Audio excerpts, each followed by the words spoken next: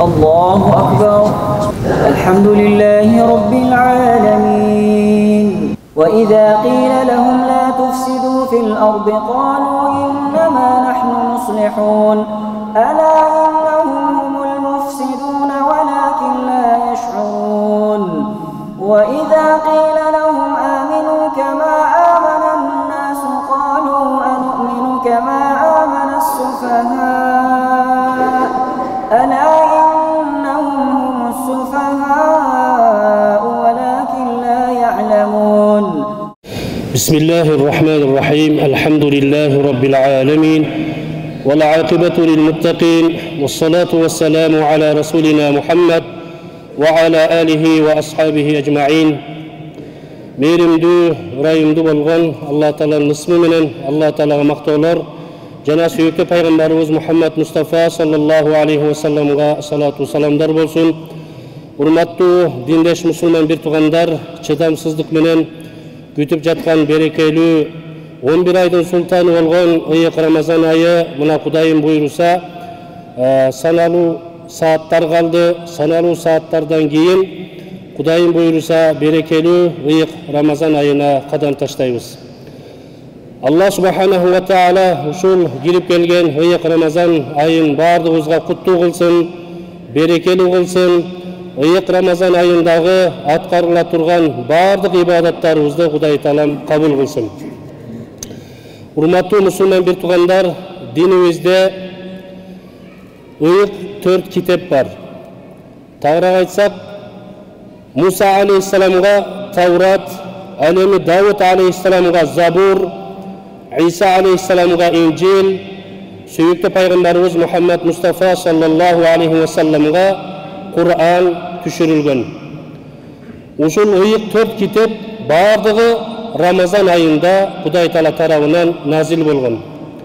Муса алейхиссаламга Таурат Рамазан айынын 6-чы түнүндө, ал эми Давуд алейхиссаламга Забур 12-чы түнүндө, Иса алейхиссаламга Инжил китеби Рамазан айынын 18-чы түнүндө назил болгон болсо, сүйүктүү пайгамбарыбыз Мухаммад Мустафа саллаллаху алейхи вассаламга Рамазан айынын 27-чы түнүндө ыйык Кур'ан түшүрүлө баштаган.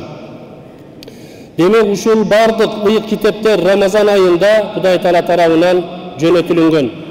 Мына ушул нерседен билсек болот, урматтуу мусулман бир тугандар, Рамазан айынын кадыр баркы. Муса алейхиссалам менен Алла Таала сүйлөшкөн. Бардык пайгамбарлардын өзүнө тиешелүү муъжизасы бар. Муса алейхиссаламдын муъжизасы каламуллах, Аллах Таала менен сүйлөшкөн бир пайгамбар болгон. Аллах менен сүйлөшүп турган мезгилде Аллах субханаху ва таала Муса алейхиссаламга мындай деп айтат: кыяматка жакынкы келе турган сүйүктүү пайгамбар Мухаммад алейхиссаламдын үммөтүнө 2 нур белек болунду дейт. Муса алейхиссалам суктануу менен Алла Тааладан сурайт: Раббим, ошол үммөткө бериле турган 2 нур ал кайсы нурлар деп сураганда, Алла субханаху ва таала ал 2 нурдун алгачкысы бул Рамазан айы деп айткан. Ал эми 2-нчи нур ошол Рамазан айында назил болгон Кур'анул Карим. Муса алейхиссалам суктануу менен, кубаныч менен Аллах Тааладан сурайт: Раббим, бул 2 нурдун фазилаты кайсыл жерде дегенде, Аллах Муса алейхиссаламга айтат: ошол 2 нур бул Рамазан айы жана Кур'анул Карим, булардын фазилаты ал Кур'анул Карим бул кабырда ошол үммөткө нур болот. Кабыр азабынан сактайт. Ал эми Рамазан шариф кыямат күнү махшар майданында бардыгы Кудай Тааланын астында суроо жоопко даярданып жатканда, нафис өзү менен өзү болуп калган мезгилде Рамазан шарифтин нуру ошол адамдарга шапаатчы болот дейт. Демек ушундай берекелүү ыйык Рамазан айы дагы бир жолу биздин тагдырыбызга жазылып, урматтуу мусулман бир тугандар, мына саналуу сааттардан кийин иншалла алгачкы Рамазан айына кадам таштайбыз. Андыктан Алла Таалага шүкүр, мына ыйык Рамазан айына жеткирди. иншалла бул Кур'ан айында келиңиздер бардыгыбыз жаратканга жалбарып, Кур'анга бекем болуп, ыйык Рамазан айын жогорку деңгээлде өткөргөнгө аракет кылалы. Бардыгыңыздарды Кыргызстан мусулмандар дин башкармалыгынын атынан кирип келген ыйык Рамазан айыңыздар менен куттуктаймын. Ыйык Рамазан айында окулган таравих намаздарыбызды, туткан орозолорубузду, кайрымдуулук дасторкондорубузду, дуа тилектерибизди Кудай Таалам кабыл кылсын.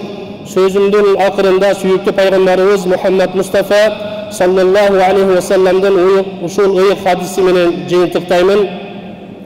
Сүйүктүү пайгамбарыбыз саллаллаху алейхи ва саллам Рамазан айы келип, Алла Тааланын өкүмүнө моюн сунуп, орозо туткан адам сомту саиму таслих. Орозо туткан адам сүкүт сактап, унчукпай калуусу бул таспих. Алла Тааланы таспих кылгандай соопторго ээ болсо, ва наумуху ибада. Ошол орозо туткан адам чарчап, чалдыгып, бир жастыкка баш кошуп, баш коюп, уктап эс алган болсо, анын уйкусу да ибадат.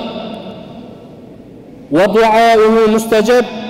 Эгерде ошол орозо туткан адам алаканын жайып, жараткандан кандай ниет максаттарды коюп суранган болсо, бардык дуалары кабыл болот дейт. Ва амалуху мудааф. Ошол Рамазан айында Кудайдын өкүмүнө моюн сунуп туткан орозодо аткарган ар бир жакшы амалдары Кудай Таала тарабынан көбөйтүлүп берилет дейт. Демек ушундай бир шарапаттуу күндөр мына кадам таштап турабыз. Алла Таалам 11 айдын султаны болгон руханиятыбызга, ички дүйнөбүзгө, маанавиятыбызга bir айлык мектеп, андыктан ушул bir айлык мектепке бардыгыбыз гафлатта болбостон, бардыгыбыз иншалла кел жасадил вахид, bir дене сымал бардыгыбыз таравихте кандай сапта турган болсок, таравих намаздарын үзгүлтүккө учуратпастан бардыгыбыз иншалла ынтымакта, достукта, биримдүүлүктө ушул Рамазан айын өткөрүүнү Кудай Таалам бардыгыбызга насип этсин. Ассаламу алейкум ва рахматуллахи ва баракатух.